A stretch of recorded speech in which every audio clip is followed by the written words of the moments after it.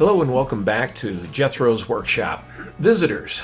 Well, I'm finding that one of my best resources are the folks who are stopping by to check in on my progress with their cars.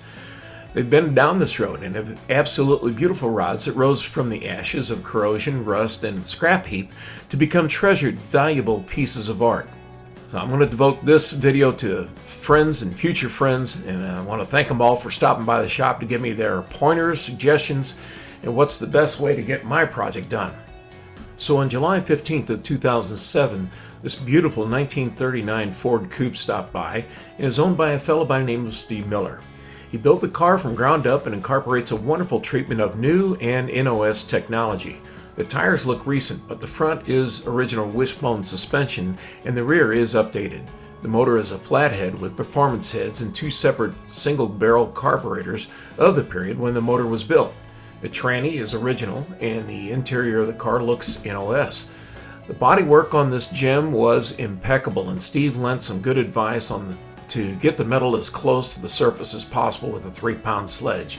He says that metal is thick and a simple body hammer will not move things much. He spent close to 2 months on the roof alone straightening out dents. When I showed him what I was looking at on the roof of my 36, he said that his looked about as bad. You would never know it by looking at this car now. He was complaining about the spots where the paint from the car wash. Almost in the next breath, he was pointing out how to be careful with the lead as the base clear coat application on his car was not taking properly. I could not find imperfections, so I ribbed him that his eye was much more critical than mine.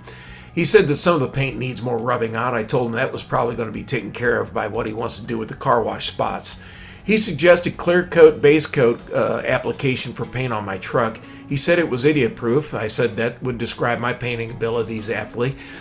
We had a good laugh, and then he was off to an impromptu car meet with an ice cream stand on the north side of town. So on September 10th of 2022, a 1947 Ford pickup with the best drivetrain ever, Chevy, all the way, and a Ford. Nothing like tweaking Ford nuts by telling him we can get the best of both worlds, Ford's looks with the reliability of a Chevy. Well, this vehicle is owned and lovingly restored by Bob Stevens. He was driving by the shop in his truck when he saw Mavis getting worked on.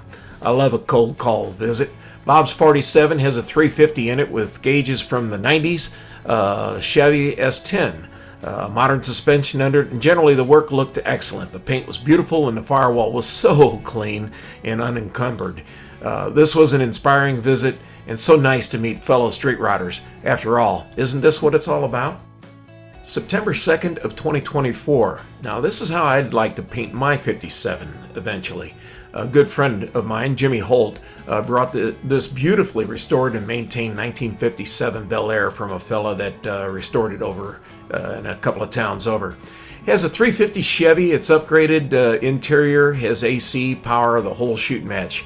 Jimmy may have walked into this one, but what an eye, and a beautiful car to cruise the hops. So on October 2nd of 2024, this beautiful 1971 Chevy Malibu wagon, meticulously restored by my buddy Larry in my hometown.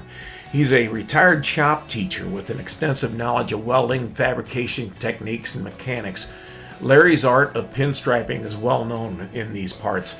His heart is in artistry and is evident in his other cars that include a 1935 Dodge Coupe and a 1946 Chevy Hot Rod pickup. Now, Larry has been and remains a wealth of information and an inspiration to me to get better at working on vehicles. On October 7th of 2024, Larry came back by with his 46 Chevy pickup. Now you can see what I was talking about, the pinstriping, the lettering. There's beautiful artwork inside this rod as well. Many components like the steering wheel are made out of old school components. This rig has to be studied to really be appreciated. The geometries, the out-of-box, one-of-a-kind features of this vehicle are stellar to behold. If ever discovered, this is a rod for the ages. Now there have been more visits to the shop, but unfortunately I couldn't find any of the pictures that I had of those. I did take other pictures of other people's stuff as they came by, and I'm sure there will be more, and we'll try to get some of those into live videos that are coming up.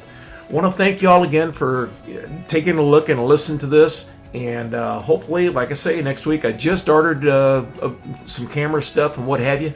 We should get down to the shop with some better weather coming to the area and do some live video of some actual work. Thanks again, folks. We'll see you.